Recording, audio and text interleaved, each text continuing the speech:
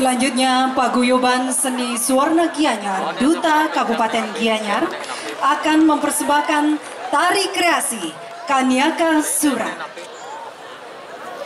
Kaniaka Sura adalah tari kreasi kelompok yang menggambarkan keelokan dan keanggunan para bidadari kahyangan yang ikut membantu pasukan Dewa Indra pada saat menyerang Maya Denau.